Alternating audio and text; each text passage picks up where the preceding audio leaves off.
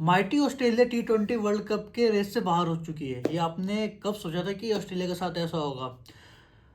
पद्म निशंका ने बहुत ही ज़बरदस्त पारी खेली ऑस्ट्रेलिया के खिलाफ और उनको हराया और अपनी टीम को सुपर 8 की रेस तक पहुंचाया। और साथ ही मैं बात करेंगे हम इंडिया और नामीबिया के होने वाले मैच के बारे में। मैं हूं फैसल खान और आप सभी का खेल की बात में बहुत बहुत स्वागत है।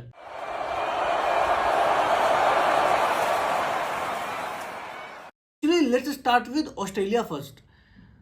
हम रेयरली देखते हैं ऑस्ट्रेलिया को आईसीसी के टूर्नामेंट्स में ऐसे अर्ली एग्जिट होते हुए। हमने ऑस्ट्रेलिया को देखा, हम द ग्रेट ऑस्ट्रेलिया को जानते हैं कि वो कैसे आईसीसी आईसीसी के इवेंट्स में दुनिया की दूसरी टीमों को कैसे बुली करते थे, कैसे डोमिनेट करते थे। लेकिन करंटली अभी ये जो ऑस्ट्रेलिया की टीम है और इस ऑस्ट्रेलिया की टीम की जो बॉलिंग लाइनअप है, मेरे हिसाब से पर्सनली मेरे हिसाब से सबसे कमज़ोर है। आपके पास आपके 3 प्रीमियम फास्ट बॉलर नहीं है।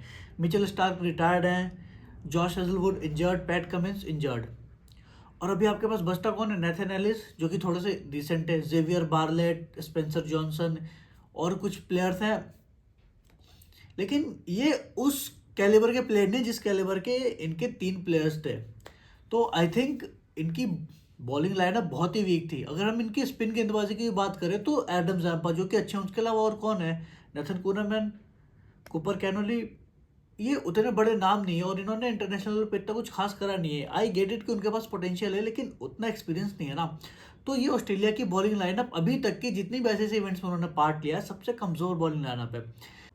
इसके अलावा हम इसके अलावा अगर हम ऑस्ट्रेलिया की बैटिंग लाइनअप की बात करें तो बैटिंग लाइनअप बहुत अच्छी है। Travis Head, Mitchell Marsh, Tim David, Glenn Maxwell, Marcus Stoinis, Josh Inglis, 8-9 number तक बैटिंग है। बहुत सारे प्लेयर के नाम मैं भूल रहा हूँ लेकिन 8-9 नंबर तक बैटिंग है। फिर भी आप अपनी बैटिंग से कुछ कर नहीं पा रहे हो, आप वो दमखम नहीं दिखा पा रहे हो जो हम एक्सपेक्ट करते हैं। आप जब जिम्बाब्वे से आ रहे थे तो आप 170 रन का स्कोर चेज नहीं कर पाए, तो उसमें भी आपकी बैटिंग लाइनअप फ्लॉप रही थी। अगर हम कल की ही बात करें तो आपने शुरू करते हुए 8 ओवर में करीब 100 रन से ज़्यादा का आंकड़ा टच कर लिया था। आप करीब 8 ओवर में 104-5 रन पे खेल रहे थे और लास्ट के 12 ओवर में आपने सिर्फ 80 रन बनाए। 80 भी नहीं, 72 रन। 12 ओवर में 72 रन 6 के रन रेट से, और लास्ट के 2 ओवर में बस 6 रन। ऐसे नहीं होता ना। अगर आप 8 ओवर में 100 से प्लस हो तो आप ऑब्वियसली एम करोगे कि हमारी टीम 200 प्लस जाए, और उस ग्राउंड में 200 प्लस कभी चीज़ ही नहीं हो पाता। लेकिन बैटिंग करने आते हैं पद्म निशंका, उन्होंने सेंचुरी बनी, कमाल की सेंचुरी, और इस T20 वर्ल्ड कप का पहला सेंचुरी जड़ दिया है। अगर आपको इस 100 का महत्व समझ में नहीं आ रहा तो मैं आपको एक होश उड़ाने वाला फैक्ट बताता हूँ।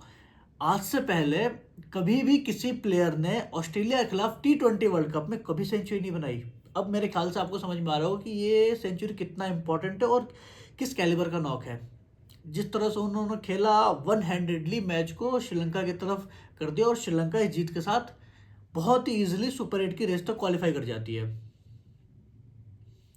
और आपने कब आखिरी बार सुना था कि किसी ऑस्ट्रेलियाई कैप्टन ये कहो कि हम बस दुआ कर सकते हैं कि जिम्बाब्वे अपना मैच हारे और हम क्वालिफाई कर सकें? कभी सुना था आपने? नहीं। लेकिन इस बार सुनने को मिला। लेकिन ऐसा हुआ नहीं। जिम्बाब्वे और आयरलैंड का मैच था और मैच अबेंडन हो गया बारिश की वजह से, और 1 पॉइंट मिला जिम्बाब्वे को और जिम्बाब्वे 5 पॉइंट पे पहुंच गई है। अब ऑस्ट्रेलिया के पास एक मैच बचा है जो ओमान के साथ खेलेंगी। हारे जीते सुपर 8 तक तो जा ही नहीं पाएंगी, टोटल 3 पॉइंट तक पहुंच पाएंगी वो। और इस अबेंडन के बाद भी श्रीलंका और जिम्बाब्वे सुपर 8 तक प्रोसीड कर जाती हैं। इज इट इंटरेस्टिंग ना कि हम सभी सोच रहे थे कि ऑस्ट्रेलिया ऑब्वियसली सुपर 8 का हिस्सा होगी, सेमीफाइनल का हिस्सा होगी। इनफैक्ट मैंने भी खुद अपनी बोल्ड प्रेडिक्शन वाली वीडियो में कहा था कि हम इंडिया और ऑस्ट्रेलिया को हो सकता है फाइनल खेलते हुए भी देखें। बहुत अमेजिंग है कि T20 क्रिकेट में, स्पेशली T20 क्रिकेट में चीज़ें कितनी आसानी से बदल जाती हैं। जिस टीम के बारे में एक्सपेक्ट भी नहीं करते कि वो यहाँ से वहाँ पहुँचेगी, और जिसके बारे में हम सोचते हैं कि वो वहाँ तक जाएगी, वहाँ तक पहुँच भी नहीं पाती। मिनट भर का टाइम लगता है, मिनट भी नहीं, सेकंड का टाइम लगता है कि कब कि कितनी देर में क्या चीज़ बदल रही है। और इसी के साथ ऑस्ट्रेलिया अब वर्ल्ड कप के रेस से फाइनली बाहर हो चुकी है और साथ सुपर 8 की प्रीसीडिंग्स शुरू हो गई हैं और 2 ग्रुप्स बना दिए गए। ग्रुप 1 में इंडिया के साथ इंडिया है, साउथ अफ्रीका है, जिम्बाब्वे है और वेस्ट इंडीज़ है। और इंडिया तीनों के साथ मैच खेलेगी। उनके शेड्यूल भी आ होंगे, मैं भी लगा दूंगा, आप देख लेना। और ग्रुप 2 में इंग्लैंड, न्यूजीलैंड और श्रीलंका, और चौथी टीम डिसाइडेड नहीं है। मेरे हिसाब से वो पाकिस्तान हो सकती है अगर कल के मैच में पाकिस्तान नामीबिया से जीत जाए। तो अगर गलती से पाकिस्तान यहाँ पे हार जाती है मैच, तो बहुत चांस है कि यूएसए क्वालिफाई कर जाएगी, क्योंकि यूएसए का जो नेट रन रेट है वो पाकिस्तान से बहुत बेहतर है। और अगर गलती से कल पाकिस्तान ने मैच हार जाती है ना, तो पाकिस्तान भी हो सकता है most probably T20 world cup के रेस से बाहर हो जाए और हम यूएसए को क्वालिफाई करते हुए देखेंगे। और to be very honest with you all, मैं चाहता हूँ कि पाकिस्तान मैच हार जाए, पता नहीं क्यों, लेकिन मैं चाहता हूँ पाकिस्तान हारे और T20 वर्ल्ड कप की रेस से बाहर हो। और साथ ही में ऑस्ट्रेलिया बाहर हुई तो ऑनेस्टली बताऊँ तो मुझे बहुत खुशी हुई, क्योंकि पता नहीं कोई स्पेसिफिक वजह तो है नहीं खुश होने की, लेकिन जैसे 2015 में ऑस्ट्रेलिया की वजह से हम सेमीफाइनल में बाहर हुए थे, 2023 वर्ल्ड कप में हम फाइनल हारे थे, फिर आईसीसी टेस्ट चैंपियनशिप का फाइनल हारे थे हम, तो आई थिंक कलेक्टिवली मिला जुला के देखें तो अगर वो बाहर गए हैं तो थोड़ी सी अंदर से खुशी हो रही है, क्योंकि हमें पता है जब वो आईसीसी के नॉकआउट्स में जाते हैं तो कितना अच्छा खेलते हैं और एकदम बीस्ट की तरह परफॉर्म करते हैं, जैसे कि अचानक से उनके अंदर एक बदलाव आ गया और वो सबको बस पीटते जा रहे हैं। तो आई एम रियली हैप्पी कि वो इस टूर्नामेंट से बाहर हो गए हैं। और अगर हम कल की मैच की बात करें इंडिया और नीदरलैंड के, तो मैं चाहता हूँ कि इंडिया अपने मैच में ज़्यादा कुछ बदलाव करे नहीं, क्योंकि अभिषेक शर्मा के बैट से रन आए नहीं है, 2 मैच खेले हैं अभी तक, उन्होंने T20 वर्ल्ड कप में अपना खाता तक नहीं खोला है। तो मैं नहीं चाहता कि टीम उन्हें बाहर बिठाए, सुपर 8 से पहले उन्हें एक और गेम मिले, और I am really wishing him to score big run. और वो ऐसा कर सकते हैं, क्योंकि जो नरेंद्र मोदी स्टेडियम का ग्राउंड है, जो विकेट है, वो बहुत पाटा विकेट है, बहुत फ्लैट ट्रैक है, उस पर रन्स पड़ते हैं, बहुत ज़्यादा रन पड़ते हैं। तो I am going with India to score runs, a lot of runs. और मैं चाहता हूँ अगर हमारे कप्तान साहब टॉस जीते हैं तो पहले बैटिंग करें, ताकि सारे बैटर्स को बैटिंग करने का मौका मिल जाए, स्पेशली तिलक वर्मा, इनके बैठते हुए रन नहीं आए हैं, हार्दिक पांड्या वो भी जल्दी आउट हो गए थे, सूर्य कुमार यादव। और मैं नहीं चाहता कि टीम अपनी प्लेइंग 11 में कुछ बदलाव करे, क्योंकि कुछ बदलाव करने की ज़रूरत ही नहीं है। Why fix something if nothing is broken, है ना, सीधी सी बात यही है। तो प्लेइंग 11 कुछ इस तरह से हो गया: अभिषेक शर्मा, ईशान किशन वर्मा, तिलक वर्मा, सूर्य कुमार यादव, हार्दिक पांड्या, शिवम दुबे, अक्षर पटेल, रिंकू सिंह।